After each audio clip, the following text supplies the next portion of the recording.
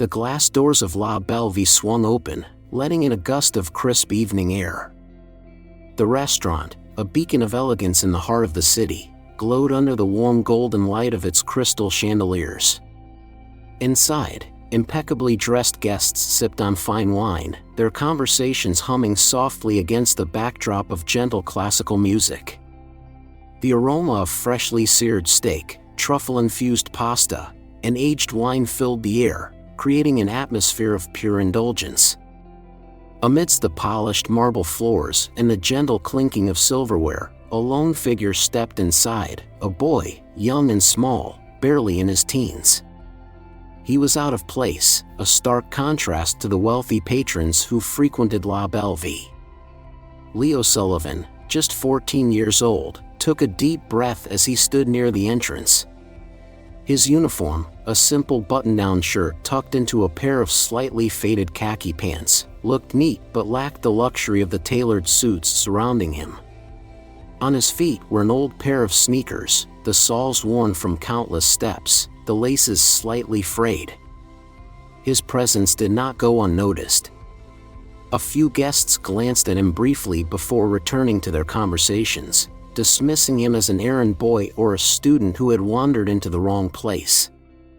But one person paid closer attention, Clara Benson, a seasoned waitress at La Bellevue, who had worked there for nearly a decade. From the moment Leo stepped in, she had already made up her mind about him. With her trained eye, Clara prided herself on knowing exactly who belonged in La Bellevue and who didn't. Her years of experience had taught her to assess customers in mere seconds, identifying the wealthy from the outsiders. And by her standards, Leo was clearly the latter.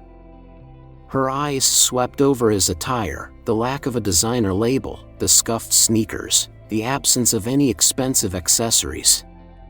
Her lips curled ever so slightly into a smirk, an expression that teetered between amusement and condescension. A boy like him had no business being in a place like this.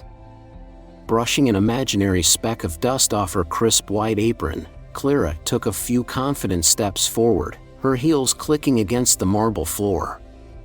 She positioned herself right in Leo's path, blocking his way as he approached the hostess stand.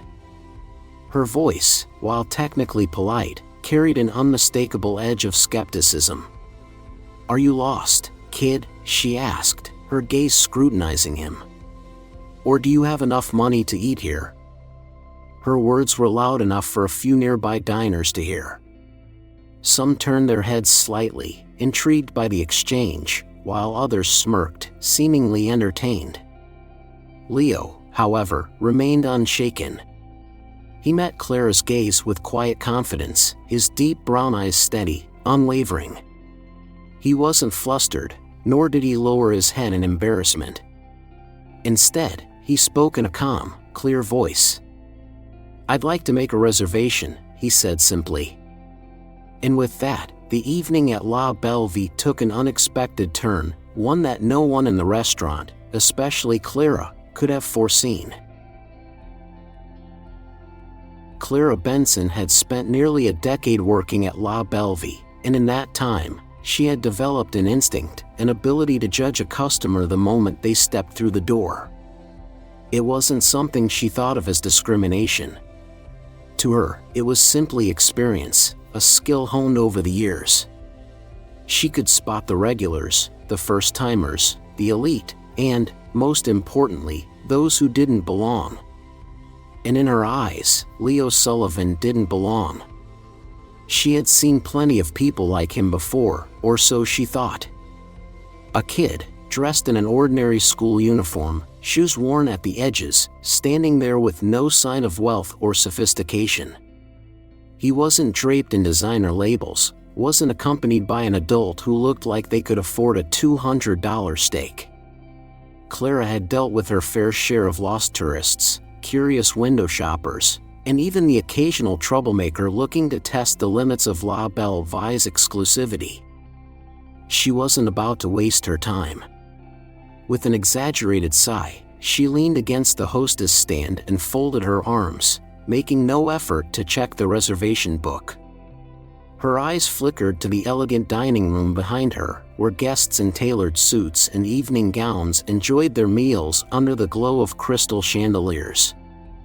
Clara knew exactly how to handle situations like this. "We only accept guests with reservations," she said coolly, tapping her manicured nails on the polished wood of the stand. "And looking at you, I'm sure you don't have one." Her words, though spoken in a controlled tone, carried an air of finality, a dismissal. She expected Leo to stammer, to back away awkwardly, or perhaps to give up entirely. That's what usually happened. When people realized they weren't welcome, they left. But Leo didn't leave. Instead, he tilted his head slightly, studying her as if he were assessing her. His expression remained calm, unreadable. "Could you double-check, please?" he asked, his voice steady, polite, but firm.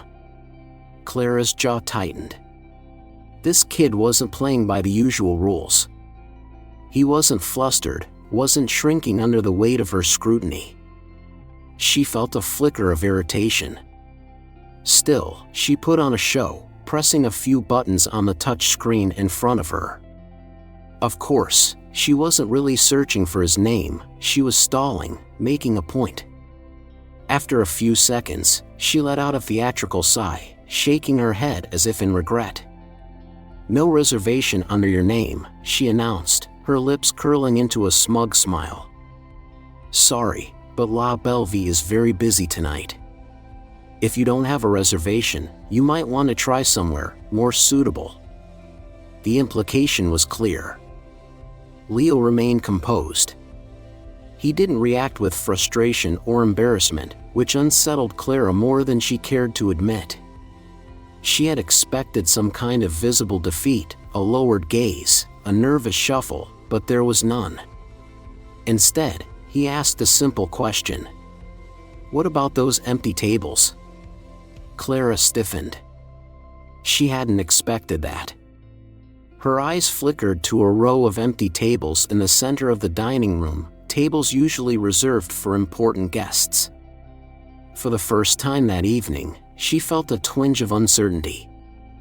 This boy was different. And whether she liked it or not, something about him made her uneasy. For most people, especially a 14-year-old boy, being treated with such blatant dismissal would have been humiliating. But Leo Sullivan wasn't like most people. He had heard the snide remark. He had noticed the way Clara barely concealed her smirk, the way she didn't even bother to check the reservation list properly. He had also felt the weight of the unspoken judgment in the air, the silent agreement from a few nearby patrons who saw him as out of place. But none of it rattled him. Instead of showing frustration or embarrassment, Leo simply stood there, composed, his deep brown eyes scanning the room as if taking in every detail. He noticed the pristine white tablecloths, the flickering candlelight, the quiet hum of polite conversation. He saw the way waiters moved seamlessly between tables, their rehearsed smiles reserved only for guests they deemed important. And then, his eyes drifted back to Clara. There was something almost amusing about how hard she was trying to get rid of him. She had expected him to falter, to stammer, to turn on his heel and leave without a fuss. That was how these situations usually played out, wasn't it? Those who weren't welcome learned their place and left. But Leo had no intention of leaving. His voice remained level, polite, but firm. "So, if I want to make a reservation now, can I?" Clara's expression flickered, just for a split second. It wasn't much, but it was enough for Leo to catch it. She hadn't expected him to push back. "Sorry," she said, her tone growing more clipped. "We don't accept walk-in reservations." Leo nodded slightly, as if he had anticipated that response. He glanced around again and then gestured toward the row of empty tables in the middle of the restaurant. "What about those? Who reserved them?" For the first time, Clara hesitated. This boy was sharper than she had given him credit for.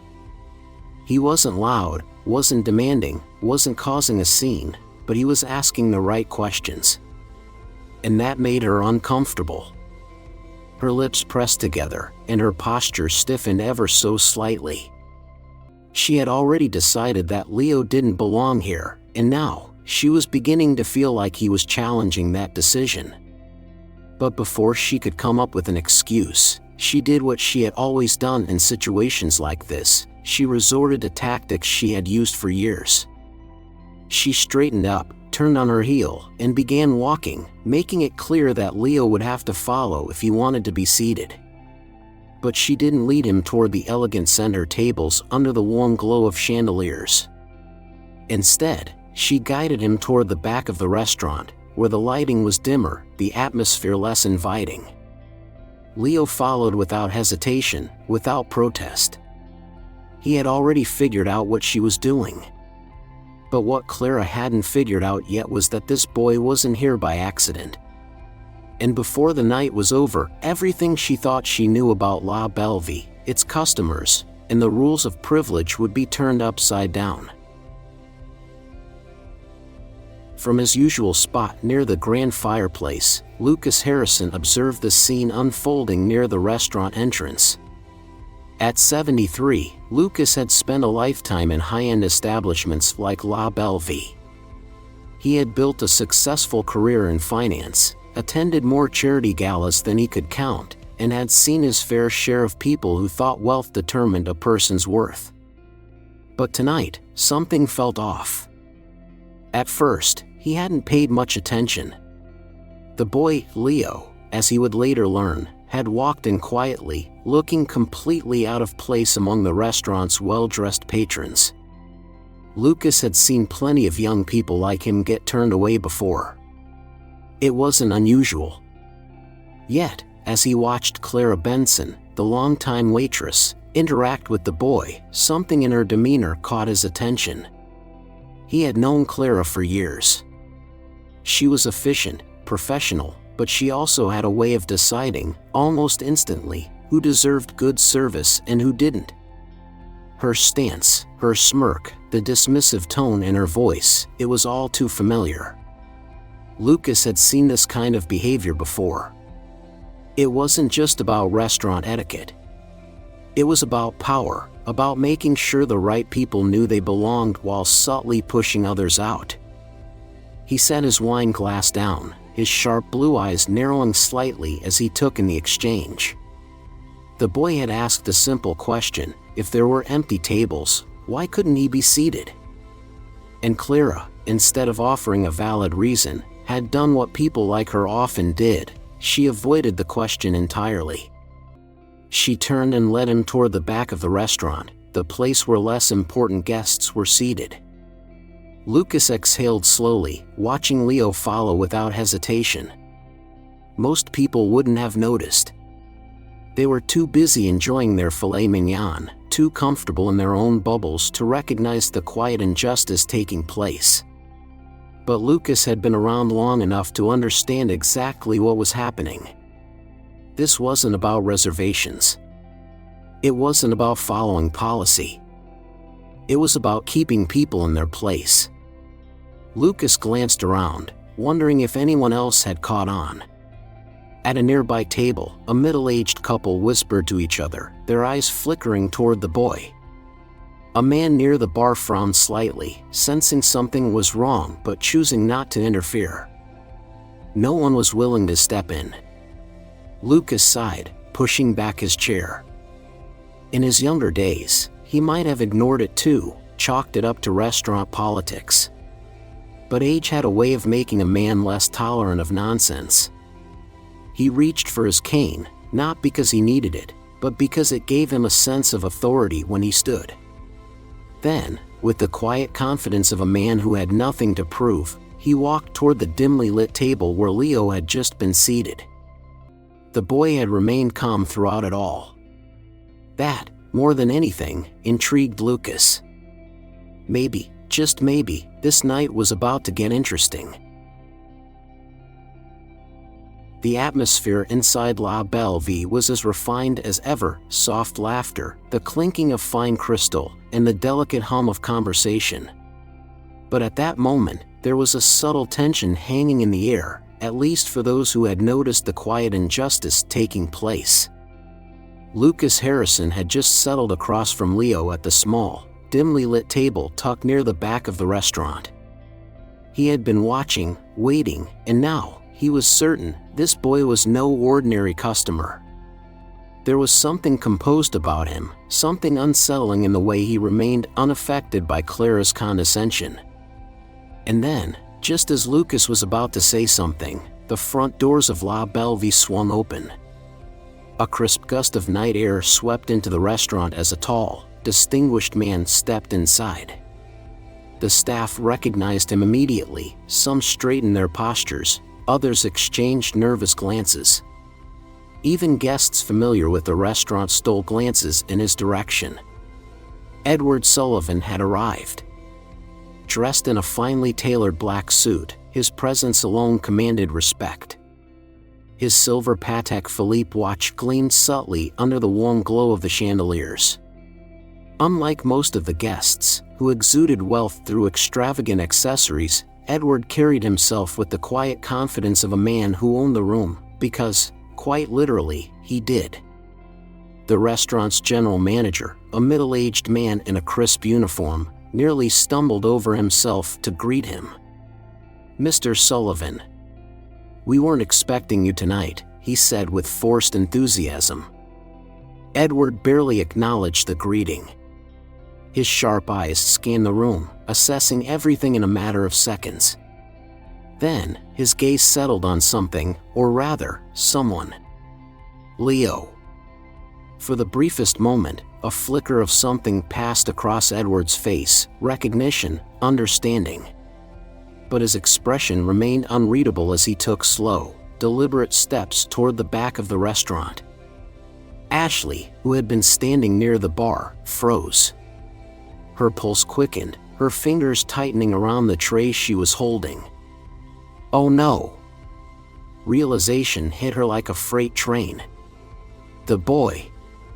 The one she had dismissed, belittled, treated as if he didn't belong, was Edward Sullivan's son.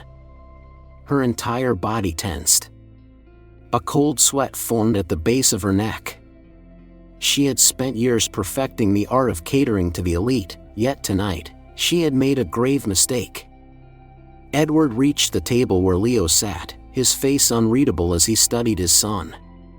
The restaurant had grown quieter, not silent, but there was an undeniable shift. Guests had noticed his presence. Some watched with curiosity, others with unease. Leo, unfazed as ever, looked up and met his father's gaze. "Hello, Dad." A ripple of shock spread through the room. A few gasps, a hushed whisper here and there. Lucas, who had suspected something unusual about the boy, allowed himself a small, knowing smile. So that was the missing piece. Edward finally spoke, his voice steady but carrying unmistakable authority. "I see you've had an interesting evening." He didn't raise his voice, but the weight of his words sent a chill through Clara. Her throat went dry, her carefully crafted facade cracking. The owner of La Belle Vie had arrived. And everything had just changed. The weight of silence in La Belle Vie was almost unbearable. Conversations had slowed to a whisper, the clinking of silverware against porcelain nearly non-existent. Edward Sullivan stood tall, his presence radiating an unshakable authority that made even the most seasoned restaurant staff uneasy. Across from him, Clara Benson felt her entire body tense. The realization of her mistake had hit her like a tidal wave, but it was too late to undo what had already been done. Edward's sharp eyes swept over the table where Leo, his son, sat calmly. His expression remained composed, but there was an unmistakable steeliness in his gaze. He turned to Clara, who was still gripping the service tray so tightly that her knuckles had turned white. "Clara," he said, his voice neither loud nor harsh, but carrying the kind of weight that made a person's stomach twist. "Do you have something to say to my son?" Clara swallowed hard. Her mind raced, scrambling for a way out of the mess she had created. She could feel the stares of guests and staff alike. Some were curious, some were entertained, but others, like Lucas Harrison, the elderly gentleman seated nearby, were watching with something deeper. Disapproval. Judgment. Recognition of injustice. She forced a stiff smile, though it faltered almost immediately. She began, but the words felt stuck in her throat. "I didn't realize." Edward held up a hand, stopping her mid-sentence. "Didn't realize what?" he asked, his tone calm but unwavering. "That he was my son?" Clara's breath caught. "No, sir, she stammered, but the lump in her throat grew. Edward exhaled slowly, his patience thinning. "Tell me, Clara," he said, his voice measured, "how exactly did you decide that my son didn't belong here?" The question struck like a hammer. Clara's eyes darted around, looking for support, for an escape, but there was none. The very guests she had sought to impress were now watching her with scrutiny. Some whispered among themselves, likely recalling the way she had treated Leo just moments ago. I assumed," Clara's voice was barely above a whisper now. Edward's brow arched slightly. "You assumed," he repeated. "You assumed based on what? His clothes? His age? The fact that he didn't look like the type of guest you're used to serving?" Clara's silence was all the answer he needed. Edward took a slow breath, shaking his head. "You've worked here for nearly 10 years, Clara," he said, his disappointment evident. "Have you forgotten the first rule of hospitality?" Clara's lips trembled, but she couldn't bring herself to speak. "You treat every guest with respect." His words hung in the air, heavy and final. Clara had no defense. She had spent years perfecting the art of catering to the elite, but tonight, she had exposed the flaw in her own judgment. Edward studied her for a moment longer before speaking again. "If Leo had been the son of a stranger, would you have treated him any differently?" Clara's breath hitched. The truth was too painful to say aloud. Edward's gaze didn't soften, but his voice remained steady. "This restaurant is built on excellence, not just in food, but in how we treat people. I won't tolerate anything less." The room remained silent, waiting, anticipating what would come next. Clara lowered her head, her pride crushed beneath the weight of her own actions. She had spent so much time deciding who deserved respect, never realizing that respect wasn't hers to give selectively. Edward's final words were simple, but they carried the power of a verdict. "We will discuss your future here," he said. "But understand this, La Bellevue is not a place where people are judged before they even sit down." And with that, the power dynamic in the room shifted entirely. The restaurant remained eerily quiet as Edward Sullivan finished his words. Every waiter, bartender, and even the head chef who had stepped out of the kitchen stood frozen in place. The tension was thick, almost tangible. Clara Benson, the once confident waitress, stood before the owner of La Bellevue, her head slightly bowed, her face pale. She knew there was no excuse. No justification. For years, Clara had believed that she understood the unspoken rules of fine dining, catered to those who looked important, subtly discouraged those who didn't, and maintained the illusion that La Bellevue was a sanctuary for the wealthy. But tonight, those rules had crumbled before her eyes. And she had no one to blame but herself. Edward exhaled, crossing his arms as he studied her. He could have fired her on the spot. Many business owners would have.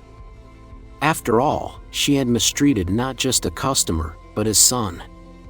And yet, the decision he made next surprised nearly everyone. "I should let you go," Edward said, his voice calm but firm. "What you did tonight goes against everything this restaurant stands for." Clara swallowed hard. Her chest tightened. This was it. "But I believe people can learn," he continued. "And I believe in second chances." Clara's head snapped up, eyes wide with disbelief. He wasn't firing her. "You have 1 month," Edward stated, his tone leaving no room for negotiation. 1 month to prove that you understand the meaning of hospitality. That you can treat every guest with the same respect, whether they walk in wearing a 3-piece suit or a school uniform. A murmur rippled through the staff. Some looked surprised. Others nodded subtly, as if approving the decision. Edward's gaze locked onto Clara's. "If you fail," he said simply, "you won't have a place here anymore." For the first time all evening, Clara found her voice. I understand," she said, her words shaky but sincere. "And I will prove it." She meant it. Because for the first time, she realized how wrong she had been, not just tonight, but for years. The way she had dismissed people, the way she had let her own biases dictate who deserved kindness, it had been a habit so ingrained, she hadn't even questioned it. Until now. She turned her gaze toward Leo, the boy she had misjudged. His expression wasn't smug, nor was there any trace of satisfaction in seeing her humbled. He simply studied her, his deep brown eyes thoughtful. "I'm sorry," Clara said softly, not because it was expected, but because she meant it. Leo gave her a small nod, not forgiveness, not yet, but acknowledgement. A chance. Edward straightened his suit jacket. "Good," he said. "Now let's get back to what La Bellevue is supposed to be." With that, the tension began to ease. Conversations slowly resumed, the clinking of silverware returned, and the restaurant, though forever changed, moved forward. And so did Clara. Because this time, she was ready to change. The days that followed were not easy for Clara Benson. After nearly a decade at La Bellevue, she had thought she understood the essence of fine dining. To her, luxury wasn't just about the food, it was about exclusivity, about ensuring that only the right kind of people felt at home in the restaurant. She had built a career on quick judgments, deciding who was worthy of excellent service and who wasn't. But now, everything had changed. Edward Sullivan's words rang in her head every time she stepped onto the restaurant floor. "You have 1 month to prove that you understand the meaning of hospitality." She knew that everyone, the staff, the guests, even her colleagues, were watching her, waiting to see if she would fail. At first, the change felt awkward, unnatural. When a middle-aged man in a worn-out jacket entered the restaurant one evening, Clara felt the familiar instinct to turn him away, to gently suggest another place more suitable. But she caught herself. Instead, she forced a smile and greeted him warmly. "Good evening, sir. Would you prefer a seat near the window?" The man hesitated, clearly surprised by her kindness. And when he finally nodded, she led him to a prime table, not some dimly lit corner near the kitchen, but one with a beautiful view of the city skyline. It was a small act. But for Clara, it was a first step. Over the next few weeks, she focused on relearning what hospitality truly meant. She stopped scanning guests for designer labels and expensive jewelry. Instead, she listened to their voices, their requests, their stories. She learned that the elderly woman who dined alone every Thursday wasn't just another customer, she was a widow who came to La Bellevue because it reminded her of the restaurant where she had celebrated her wedding anniversary for 40 years. She learned that the young couple who nervously ordered only water at first weren't just trying to take up space, They were celebrating their engagement but were too embarrassed to admit they couldn't afford the restaurant's most expensive dishes. And most of all, she learned that respect wasn't something to be earned, it was something to be given freely. One evening, as she was setting a table, a longtime colleague, Linda, approached her. "You're different lately," Linda said, crossing her arms. Her voice wasn't mocking, but curious. Clara looked up and, for the first time in a long time, she didn't feel defensive. "I had to be," she admitted. "Because I was wrong before." Linda studied her for a moment, then gave a small nod. "Well," she said, "it suits you." Clara let out a quiet breath. Change wasn't easy. And she knew she still had work to do. But for the first time, she wasn't just serving customers, she was seeing them. And that made all the difference. One week after the unforgettable night at La Bellevue, Leo Sullivan stepped through the restaurant's grand entrance once again. This time, he wasn't alone. Walking beside him was his father, Edward Sullivan, the owner of the restaurant. Unlike before, when Leo had arrived in his school uniform and worn-out sneakers, tonight he was dressed more formally, a navy blazer over a crisp white shirt, polished shoes replacing the scuffed sneakers. Yet, despite the refined look, his demeanor remained unchanged, calm, confident, and composed. As they entered, the usual bustle of the restaurant continued, elegant diners engaged in quiet conversations. Waiters moved swiftly between tables, and the scent of truffle butter and aged steak filled the air. But one person noticed Leo immediately. Clara Benson. She had been setting a table near the window when she saw him. Her heart skipped a beat, but she didn't panic the way she had a week ago. This was her moment of truth. Gathering herself, Clara took a deep breath and approached them, not with forced politeness or thinly veiled skepticism, but with something new, genuine warmth. She stopped in front of Leo, offering a sincere smile. "Good evening, Leo," she said, her voice steady. "Welcome back." There was no hesitation in her tone. No false charm. Just respect. Leo studied her for a moment. He wasn't looking for an apology, he had already received that. What he wanted to see was if her change was real.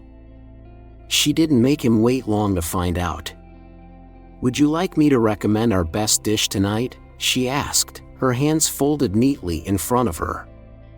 Leo's lips twitched into a small smile. This was different. Last time, she had questioned whether he could afford anything on the menu. Now, she was treating him just like any other guest, no assumptions, no judgments. He nodded. "Sure. What do you suggest?" Clara exhaled, relieved, and flipped through the menu, not to determine what he deserved, but to genuinely find something she thought he'd enjoy. "Our chef has prepared a special filet mignon tonight, cooked to perfection with a red wine reduction," she offered. "Or, if you're in the mood for seafood, the butter-poached lobster has been a favorite among guests." Leo glanced at his father, who simply raised an eyebrow in silent amusement. Then, turning back to Clara, he smiled. "The filet sounds great." Clara nodded. "Excellent choice. I'll have it prepared right away." As she turned to leave, she caught Edward Sullivan's gaze. For a moment, she braced herself, unsure of what he would say. But then, he gave her a single nod of approval. "Good job, Clara," he said quietly. "I believe you're on the right track." Her chest swelled with emotion, not from relief, but from pride. Leo watched as she walked away, noticing how she greeted every guest with the same level of care. She had made a mistake, but she had learned from it. And that, more than anything, was what truly mattered. Life has a way of teaching us lessons in unexpected moments. La Belle Vie was not just a restaurant, it became the stage for a powerful reminder about respect, humility, and the ability to change. Clara, like many of us, had fallen into the trap of judging others by appearances. But through reflection and effort, she learned that true hospitality, true humanity, is about treating everyone with dignity, regardless of status or wealth. For those of us who have lived through decades of experiences, this story resonates deeply. We have seen how society often values people based on external markers of success. Yet, what truly defines a person is their character, kindness, and willingness to grow. Leo's calmness teaches us another lesson: self-worth is not dictated by how others see us, but by how we see ourselves. He knew his value, so he didn't need to prove it to anyone. As we move through life, we should ask ourselves, are we seeing people for who they truly are, or just making assumptions? Are we open to growth, even after years of doing things a certain way? Because it is never too late to learn, change, and become better.